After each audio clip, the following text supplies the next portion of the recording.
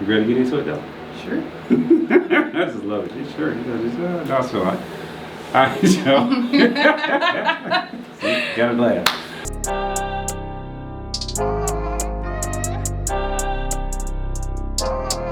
Благослови моих братьев, благослови наши руки. Мы в поисках больших денег, мы в деле круглые сутки. Благослови That radio show, man, they everywhere.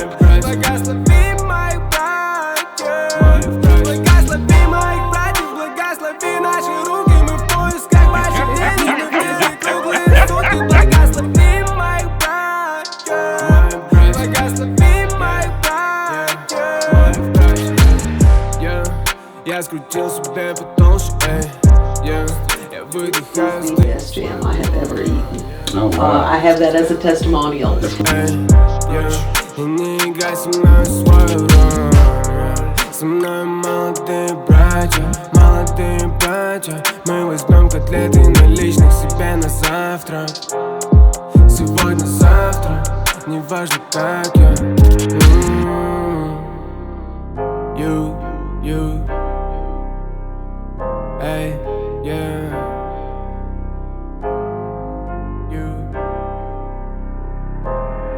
Благослови моих братьев, благослови наши руки, мы в поисках. Alright, y'all. It's your boy Drez, Make That Radio Show. Tune in for another episode of. Oh, shoot. Hold on. See, I did switch my words. Alright, y'all. Another episode of Make That Radio Show. I am your host, Andres. And we have another musical guest. To my left, to y'all right, we have Miss Jay Phelps. So, are you a Macon native? I am. Okay. What part of Macon? You claim any section of Macon, or you just like all? You know, Bloomfield. Oh, Bloomfield all day. Yeah. You coming back for Bloomfield Day?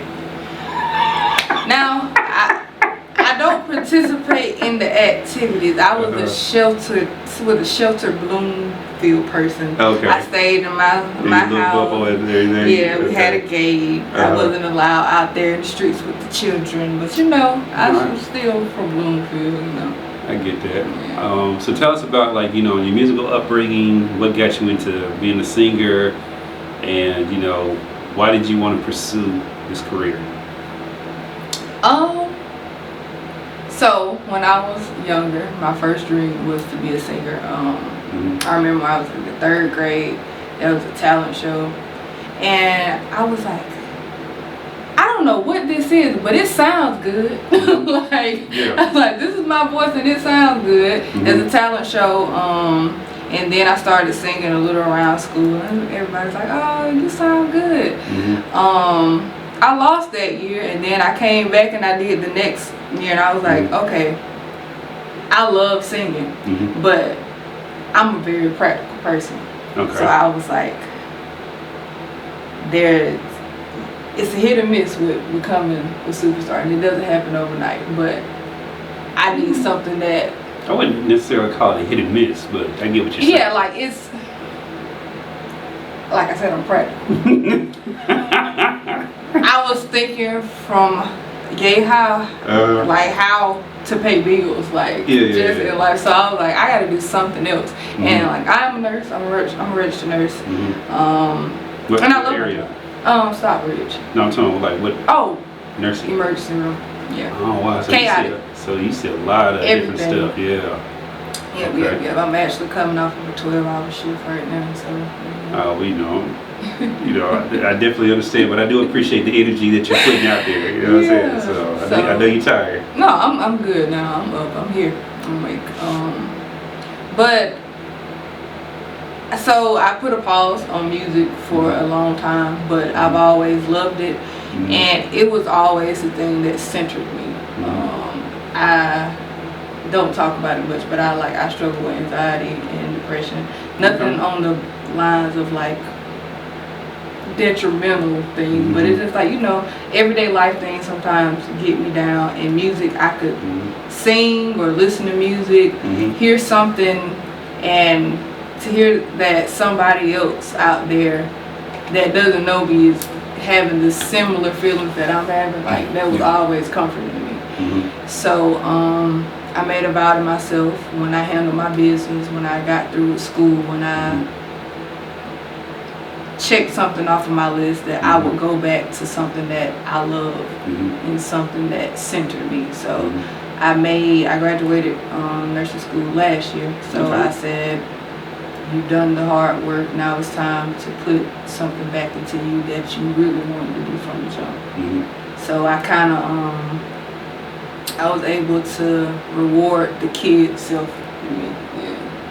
Okay, you're supposed to. Yeah. Like, cause you hit a goal and everything. How, so getting into nursing, and like we're gonna jump around here a little bit. Was it what you expected when you got into it?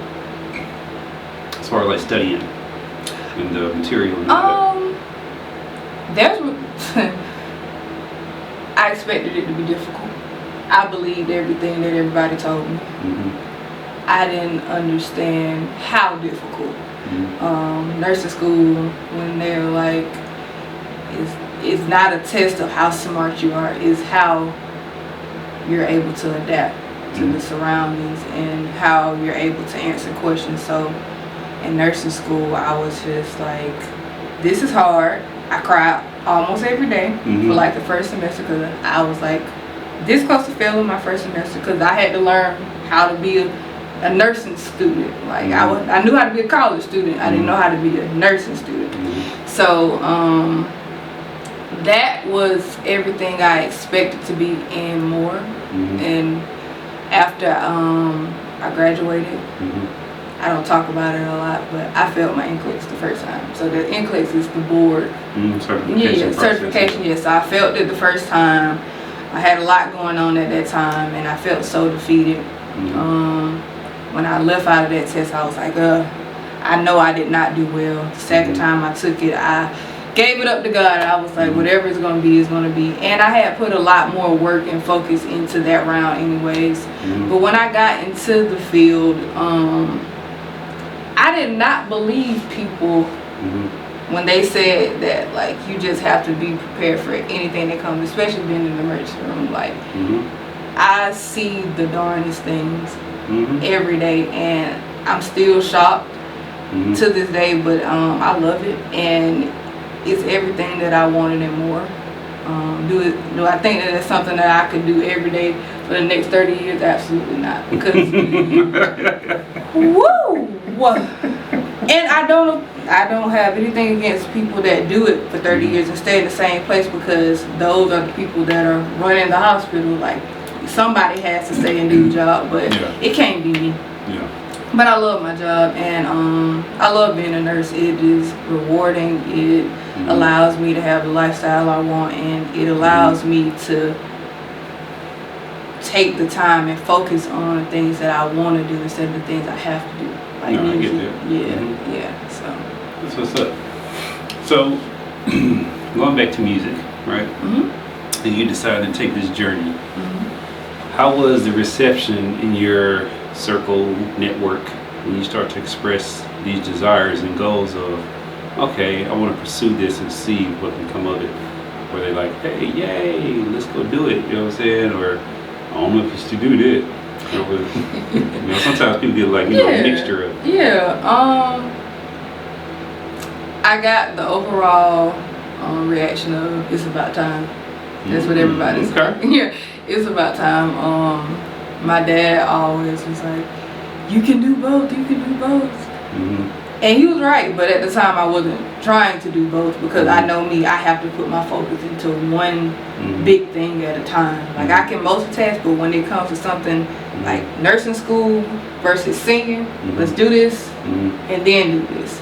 So my friends and everything, you know, when I dropped the song, I didn't even tell anybody that I was going to do it or that I had been working towards doing it. I was just like, I'm going to surprise everybody, because a lot of people knew I could sing, but the exposure that putting the song out has brought, like, I'm loving that, because people would just find me and they were like, you look like that girl, is that you? I can't believe that you can sing, because a lot of times, like, I'm the quiet person in the corner, or the person that's just laughing or something like that, so they don't really expect me to have the time or just that I have a voice. So I feel like I got out of it what I was achieving to get out of it. And I feel like the support system was very great. My family is churchy. But when I told them that, like, I love music, which they knew that before anybody knew that, but when I said, hey, I got something to share with y'all, we have a family group chat, and then I sent it, and my aunt, she was like, I'm not even going to respond to this through a text message. You're going to have to wait to see me in person. And all she did was just came up and hugged me. She was like, I couldn't even text nothing. I'm so proud of you. So like, it felt great to have that support from my family. I just like, I don't know, like I'm still trying to find out who I want to be. I don't want to be one of these artists that get caught up in what everybody else is doing. Yeah, everybody else wants, and then they start off real clean and cut, and then they just become a sex symbol. And that's what you're selling. That's what you're selling. And I get it. Do what you have to do, but at the same time, like, I wanted to make music and I want to continue to make music that I can be proud of, that my family can be proud of, and I feel like I'm in the right direction. That's what's up. So how did you go about like putting together, going to the studio, recording, picking out producers to work with, things of that nature? So I will shout out to my friend Janae. She's also an artist as well. She worked with Crad first, and I love what he did with her, and I love like cause I trust my friends to tell me their honest experience, and she did, and she was like the patience, the professionalism, like just, and shout out to Crad, because I don't really know anybody around making that does what he does to the extent that he does, and a lot of stuff he has his hand in and you wouldn't even know about it. So shout out to Crad, and go check out his new EP album. Yeah, I'm sorry if I got that wrong. But yeah, so she told me about him, and I reached out and I told him what I was going for. He wanted to get a good view of my sound, so I sent him some videos of me live performance, and he was like, okay. We set a date, got the concept down, everything. I told him what I wanted, and within a day we're just sitting there knocking out. And like, I'm used to, like, because even though I haven't recorded before, I've been around a lot of artists, and I have watched the recording process be like stacked on days on days on days. So I thought that it was going to be a situation of let's come back to it and everything, but he's like, no, we're going to lay it down here, this, and then it was a lot of, it wasn't easy now, it was very tedious, because it was I don't like it, let's do it over. Do you like that? No, I don't like it, let's go back. Like, and it was a lot of that, but I loved every bit of that process, because I feel like if you can have patience for that, that means you really love that. Because I know me, if I have to keep doing stuff a lot of times, I'll be like, I don't want to do it no more. But that's how I know music is so real to me, because I can mess it up time and time again, and I'm going to want to get it right, and I'm not going to stop until I get it right. So it's a very constant thing for me. It's a very spiritual and centering thing for me. It's just, it keeps me up sometimes. So how many songs did you record? I did just that one, just because I wanted that. I wanted to see what it was going to be like with him. Like I said, I didn't know him before, so it's just, and I'm going off of the word of somebody else. But going forward, I know right now he's in the middle of getting his project out, which I'm so proud of him once again. And me and him and Milton well, bishop, as people call him, working with them on doing an acoustic live version of the song and everything. And then after that, I just want to sit down and work on my EP and, you know, have something. I don't know, I just can't explain it. Like, it's just something that I want, and he helps me with that vision. And I'm not going to say that I'm just the best at like expressing myself, because like I can write poetry. Like I love poetry and it comes so easily. But writing music, sometimes like I need that help, because I know I can sing and I know I have a gift, but I believe that other people have gifts too, and when something isn't your strong suit, use those people and their gifts. So yeah. I think you're the first artist I spoke to in a long time that has admitted that they're good at something but have vulnerability areas. Because you know, the way that the people in general who are not a part of the industry but are fans of the industry, and when they put information out there, they make it try to seem like the artist has to have, and then even some industry people, well, you got to be a good songwriter, you got to be a great, you know what I'm saying, singer and performer, and you got to be able to, you know, do X, Y, Z, whatever. I'm like, no, everyone cannot be great at everything, because you don't have the time to master greatness in all of those different areas.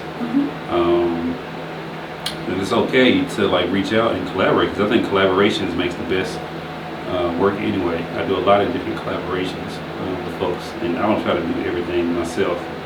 With different people, like I pay for their expertise and things of that nature. Like I don't do graphics, right? I don't do any of my flyers. Let's see your flyer. Did I have your flyer done? Oh. Yeah, I'm sorry, I forgot to send it to you.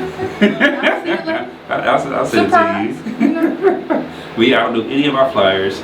I have a graphics designer who does that, and she's always updating her skill set with the different programs and certifications and all that stuff. Just like you have to do with nursing, you have to go and, you know, be board certified every year, every 2 years, or whatever the requirements are, and get the CEUs and all that stuff. Oh, look at you! No, it's stuff, the CEUs. Oh yeah. So yeah, okay, so. Okay. Yeah. So I have a multitude of businesses. Continuing education, by the way. Multiple businesses, and adjacent to the medical field, I have a counseling business that I've had for like 12 years now. Gotcha. So yeah, I'm familiar with some terminology, you know, HIPAA and all that or whatever. So yeah. Yeah. I also feel like collaboration, it breaks down some of this division that we have. Like, I don't know what this, like, I mean, everybody can win in a lot of people's eyes, and like I don't get it, because I know I want support, so I'm going to give support. And it's not even that, even if I don't do anything for the next year, I still can look at somebody else and be like, I'm great, like I'm happy that you're doing great. Like, and it's not enough of that. It's a lot of everybody for themselves, or I can't work with them because this, and you work with that person, so I can't work with you. Like, it doesn't have to be that way. Everybody has a space and opportunity, and what we don't realize that if we unite together, Macon could be so much more. Macon already has a name for itself when it comes to music, but we're letting it die because we're letting pride get in the way of like all the creativity that we have. Like, we have great artists, great musicians, great producers, great songwriters, great everything that come right out of Macon. You don't have to go to Atlanta. And I live there, so I can say that. Yeah. Yeah, like we have it right here. And it's just so much division and not enough unity, and we need that. That's why when I do see these events and it like features artists from this place and that place, like, and I want more of that. I don't want, I hate I got an event and I just want my people. No, let's get some country singers, let's get some rhythm and blues, let's get some jazz singers, R&B, like let's bring it all together. Let's get some people that don't even sing, let's get some saxophonists, some violinists, let's get something that showcases that we are more than our violence, more than our lewdness, more than our loudness. Like, let's do that. I definitely agree with that. I've been saying that for years. But I do think it's been going in a positive direction. It is, yeah. There's been a lot of different platforms, like Break Jam, Yeah. for instance, is opened up where traditionally it wasn't probably thought of as a more cohesive and inclusion type of platform. Now it's purposely it's including folks. Now, and there's a lot of artists who got the opportunity last year and got paid to participate, and they're coming back again and participated. I know Making Magazine, when they did the thing with Bob Lennon, with Mercer and stuff, and that whole collaboration, and he performing with the Mercer University choir and band and stuff. So I'm like, things are being done. I just want to see more of it. Like I said, and that way it will create the whole unity, because it will show the area that hey, we all can. Because I've been saying that for years. We can have our own. We have the capabilities to have our own infrastructure and industry, and not only just music related stuff, but stuff that's adjacent to that too. And different media outlets who will cover stories that necessarily won't make it to the news and all that. Different support systems and magazines. Like I learned about a magazine that's like based in Perry or south of Perry or whatever. It's in Books A Million that gets nationwide distribution. And there's a person I'm working with who was featured in the magazine, and I went, supported, copped some, magazines or whatever, so she could pass out and stuff like that, autograph them and all that or whatever. But it's like, putting those things out there and letting people know that, it does exist. Right. So the song, I'm playing it here in a moment, but how did the song come about? It used to be, right? Yeah. Used to be. So tell us about Used to Be, like, give us a little background before I get into it. Okay. So, got with Crad, and he asked, he's like, what are you going for? Like, what's your message? What are you trying to say? And like I said, at that point, I was struggling with my songwriting, so like he took the lead on that, and he just wanted me to have, like, just be able to say what I wanted to say. So Used to Be is telling the story of, at one point you were this way, I put my all into it, and you showed me that I played dumb for too long. And it's so funny.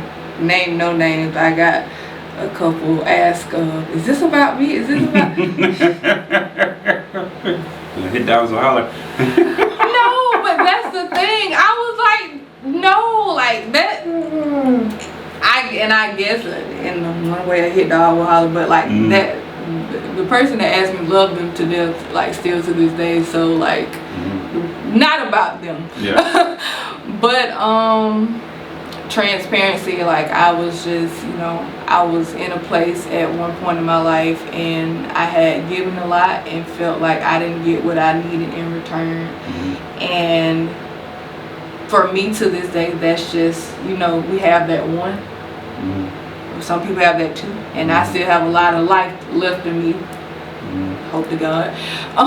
So I probably will have a few more, but as of right now and to this day, that's been the one that stuck and the one that had the most, that I learned the most from. So I felt the need to put everything I had felt at one point, everything I feel now, and put it in a song. And I feel like the best message is music. I relate to it the best. Like I said, I would love to hear music that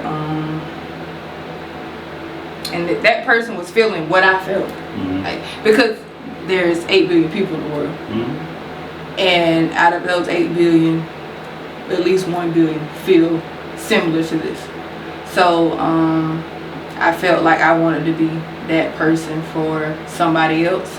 And like I have friends that have been going through things, and they'll be like, girl, like, you don't know how much I can relate to this, or how much I needed this. And I was like, girl, I'm just happy I can give you that feeling, because many artists give me that feeling. Like, I'm a big her fan, and when I tell you her gives me that feeling, so like just to be able to do that for people in general, but specifically for people that I know, like that's a big deal to me. That's what's up. All right, so we're about to get into it, y'all. This is Jay Phelps with "Used to Be." All of a sudden it's no less than satisfaction, and that ain't gon' cut it. Boy, you're not who you used to be. I just feel like you're using me. I won't be mistreated. That feeling, I don't need it. I won't be a fool, no. I won't be a fool, no.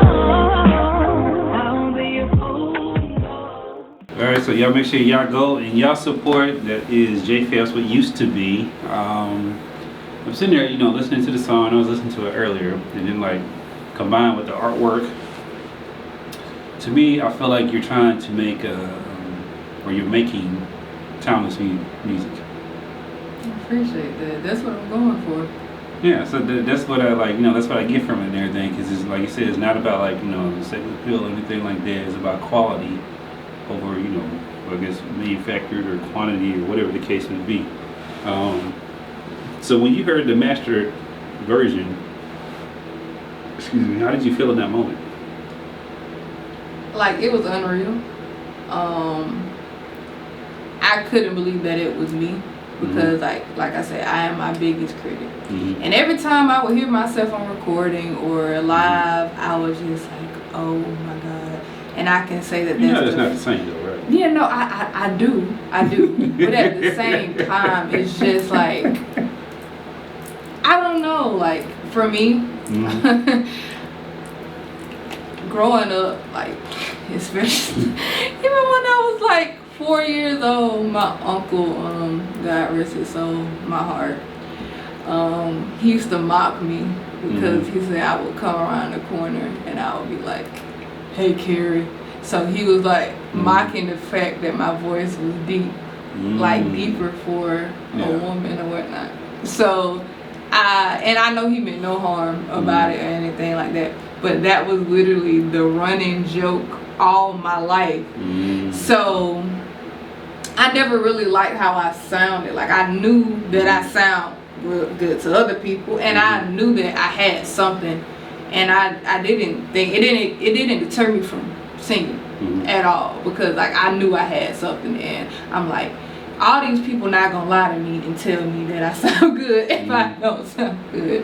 And like, I had moments where like I really loved my voice, but that just gave me a deeper appreciation for my voice. And when I got older, I started getting more into like Brandy and Tony Braxton, people that had like a vibrato in them as well. So I'm like, they can do it.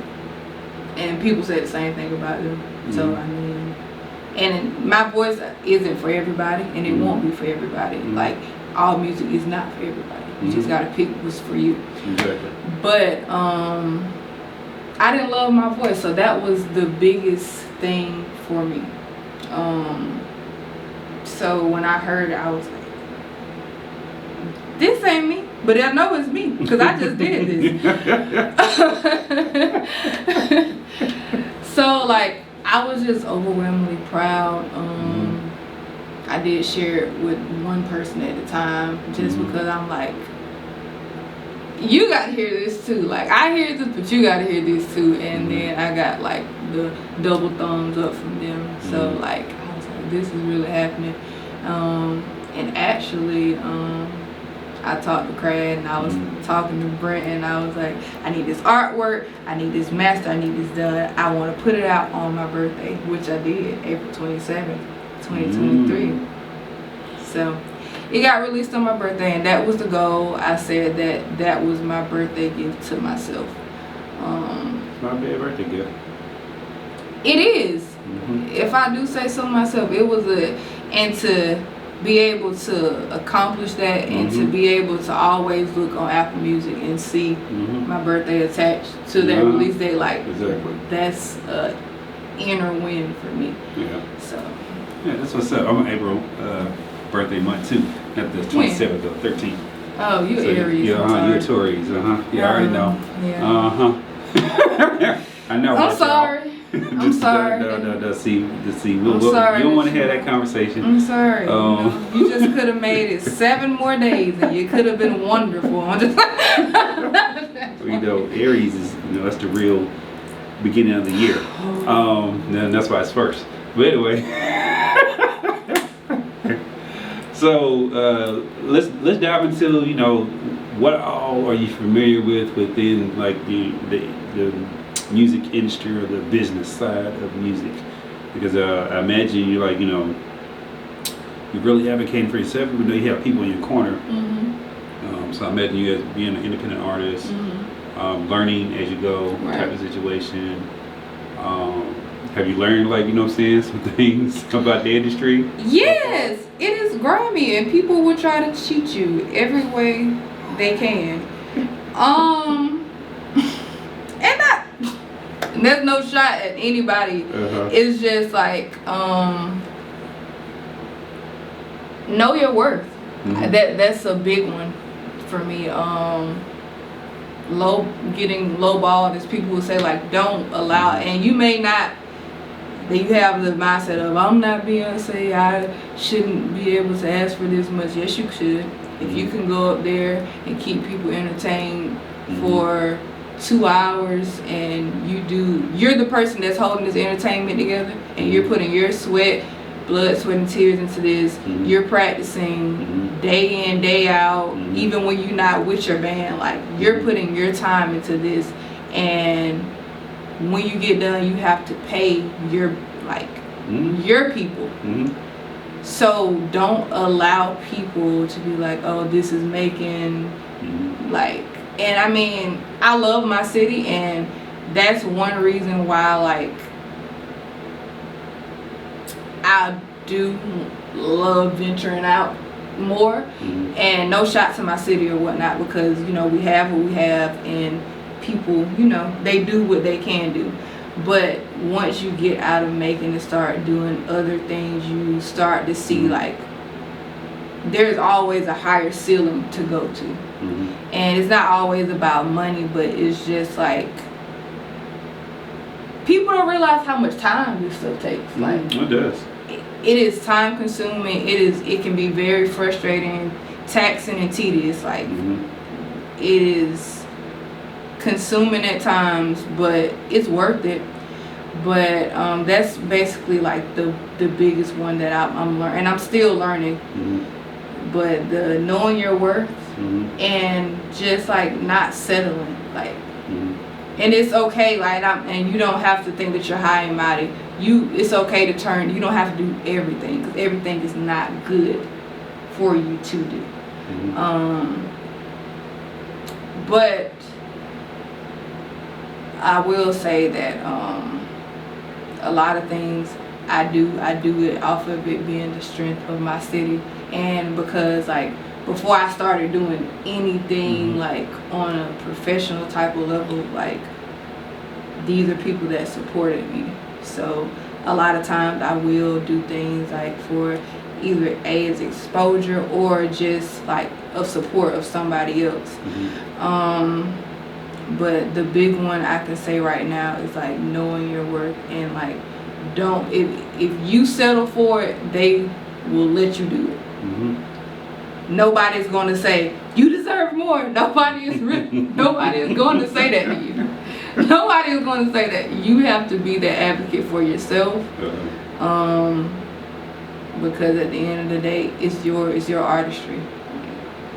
It's in your hands. You have to take it by the reins, and you have to control it, because it can get very frustrating sometimes. And you just learn lessons. I've learned the most lessons after live performances, and certain things, it may be oh, I'm not gonna do that again, but they're growing pains, and I love them, because if I don't make, and a lot of times what I do love about my musical friends is if one person has an experience, they don't be like, don't do it, but like they give you enough to be like, this is what's going on.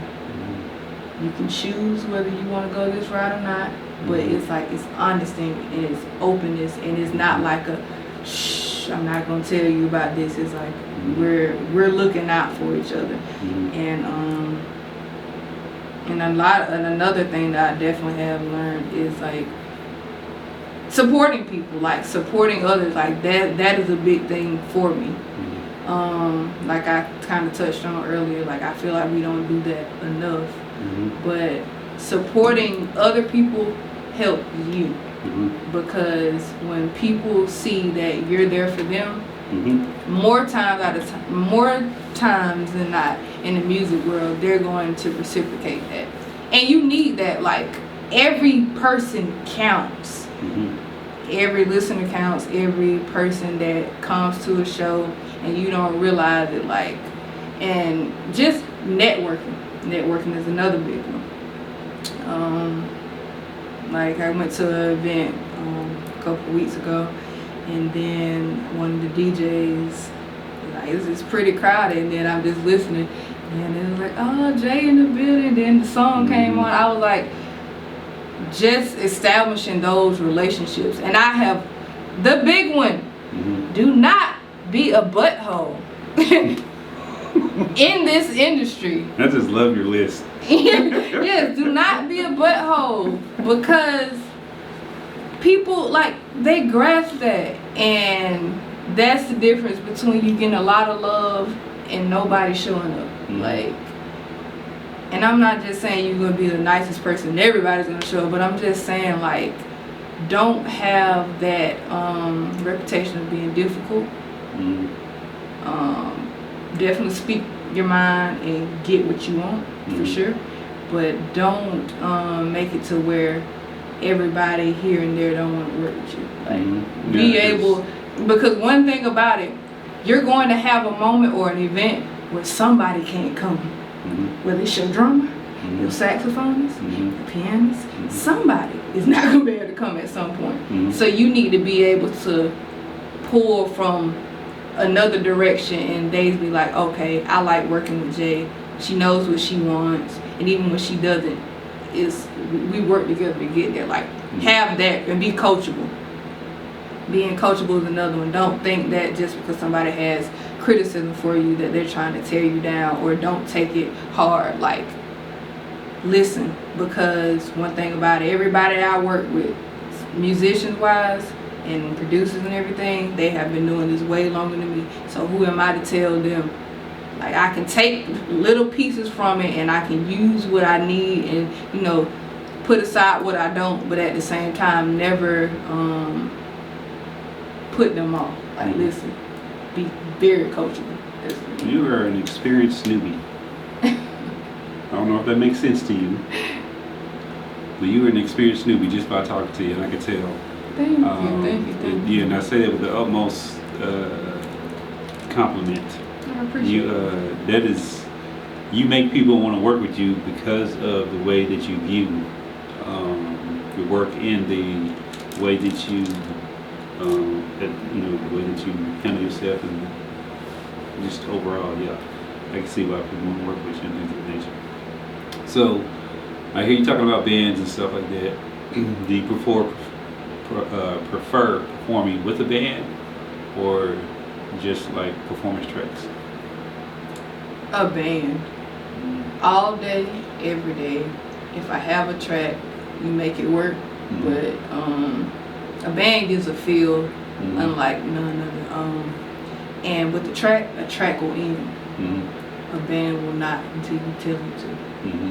So you don't know how many times, well, you probably definitely would know, but like, you're in rehearsal and you're like, we're gonna do it like this, and it's gonna be like this.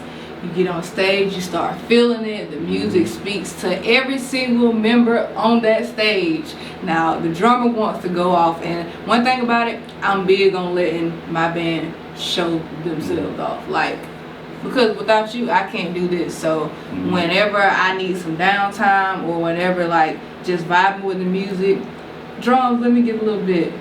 Sax, let me hear it. Like, just it's entertainment. It's a show. Like, it gives a feeling, and like I never want it to end. Sometimes the track is not always what you want, and a track is going to stay consistent to what it was recorded to be. Yeah. And a lot of times I have gotten on stage and it don't sound nothing like it did in rehearsal. But I'm not saying that in a bad way. Yeah, I'm saying that different. like it's different and it worked. And for example, one of my favorite songs when I first started performing, and now I'll still like incorporate it into my act just because it's one of my favorites. He Loves Me by Jill Scott. In performance, you know, not in rehearsal, we do it. Like, he loves me. You love me. Yeah. So did that in rehearsal, and you know, we do the whole sensual vibe in rehearsal. Get on stage, it's still the like sensual vibe, but it's like it's heat, and then you got the red light flaring up, and then somewhere my dope behind pianist, I normally use Mr. Patrick Jones Bailey himself, my Patty. So he'll like switch it up, and then it started to become like a little reggae, and I'm like, we did not go with this in rehearsal, but we're gonna go with it now. So like stuff like that, I can't get with a track. And if I have the option to use a live band, always. Even though it's more work. Yeah, I know. It's much more work. It's more rewarding. But yeah, for too, sure. Though. So I imagine. And the crowd loves it more. Exactly. Yeah. You just, you know, it's like you peep the scene and everything. Right. You just let the energy take you where it needs to take you. Right. So I imagine out of songwriting, performing live, and recording, performing live was probably your top tier, number one thing you like to do. Yes. So what about, where does songwriting and recording in the studio fall? Is it 2, 3 or 3, 2? We're gonna rank it. Number 1 is performing live. Number 2 is recording. Number 3 is songwriting. Just because I will talk myself out of everything. Cause like I have so much stuff like that nobody knows about. Just because I'll start it and be like, I hate it. I hate it. I hate it. I hate it. I hate it. That's why I really did need Crad to step in, because I was like, if I keep on going with the I hate it, it's never gonna get done. And by me working with him, that gave me it gave me a blueprint of what I want for myself, but it also gave me a little fire under my behind to be like, you can do it. Like you can write poetry, you have stuff to say, you have written like full songs, it's just in your mind it's not good enough. So songwriting is something that I definitely want to improve with, but it is the least favorite. Performing live is the most nerve-wracking, but at the same time I love it. I love the crowd interaction. Like so when I first got started, I was like like a deer in headlights. Yeah, like I'm singing, but I don't want you to look at me, and I don't want to look at you. I remember my first performance. I sung mostly that whole set with my eyes closed, almost. And I have some musical friends, and I was like, give me feedback. They're like, you sounded great. You know what I wish you would have did? Open your eyes. I was like, I know. I definitely know that. But you know, then you start doing it more, and then you just find a couple people out there in the audience to focus on, and then those people that are grooving with you and everything like that, it amps you up. So now you don't care about the other people, because, and another thing, to kind of go back to what you asked me earlier, like what have I learned? When it comes to live performances, do not become down when everybody in the crowd isn't because people have a lot of stuff going on. Me, for instance, I can go to a performance and things can captivate me. But like if I'm stuck in my phone, you don't know what like people are like. Somebody's angry texting over here. Somebody's checking on their child. Like, don't think that it's a reflection of you. And sometimes crowds just don't, you know, engage, and they can really love it. Like me, I've made it more of a thing when I go to people performances to show love. Even if I'm like the loudest person there, I will still do it because they need to hear. You need to hear that. You need to hear at least one person rooting for you up there, because it builds confidence and it makes you want to do more of it. But still, even if, you know, if they're not giving you the love that you will want, just engage them, talk to them, make somebody laugh. You know, if you see a couple in the crowd, pick them out. Unless they arguing, don't pick them out. But yeah. So if there's one thing you could change about the industry thus far, what would it be?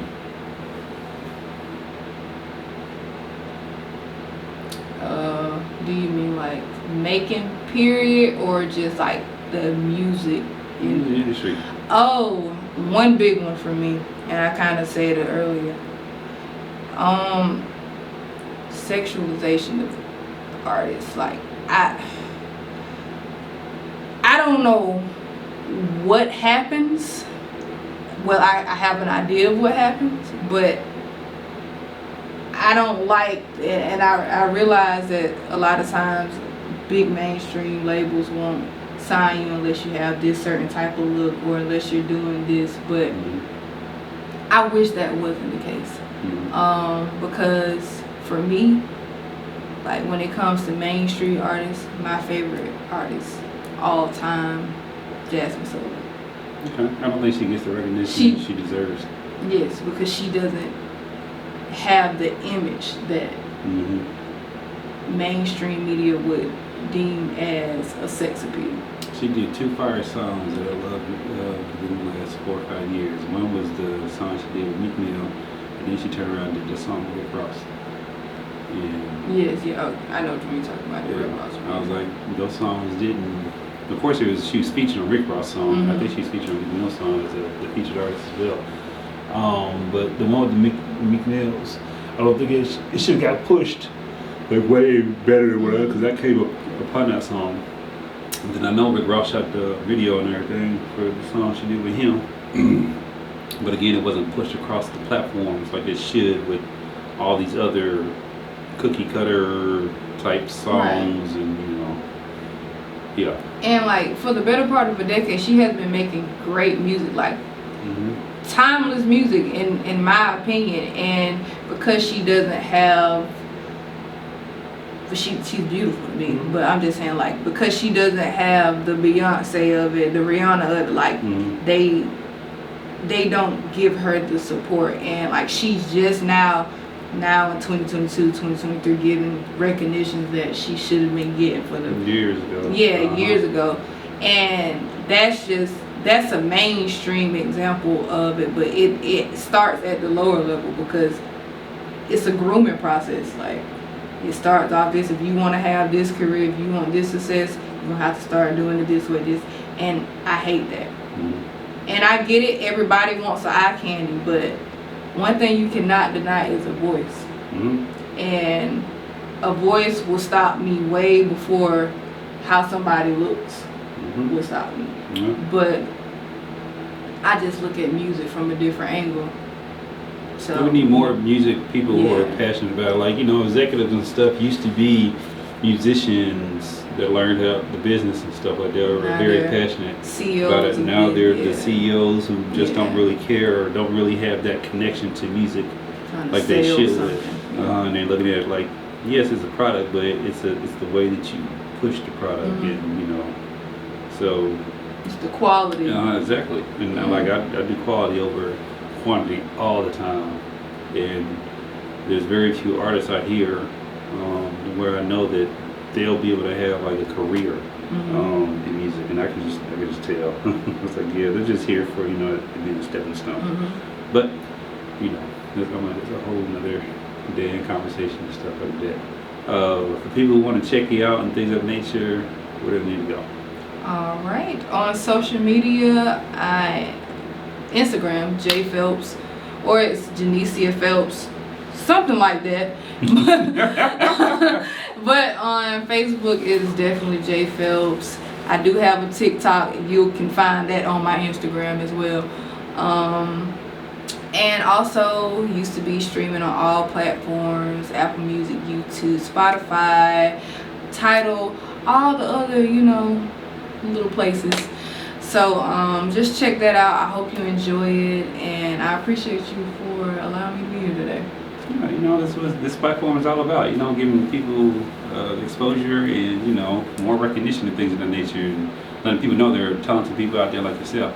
So y'all go and y'all support Jay Phelps across all social media platforms. Go and download the song, buy the song, stream the song, run the numbers up. And if y'all have not, go and download the Bank.Radio Show app. Well, technically, I don't think you can download it off of Apple right now because it's being revamped. But you can still visit the website, bank.radioshow.com, and follow all the different social medias as well. So y'all continue to keep supporting and looking out for all the different artists that we have.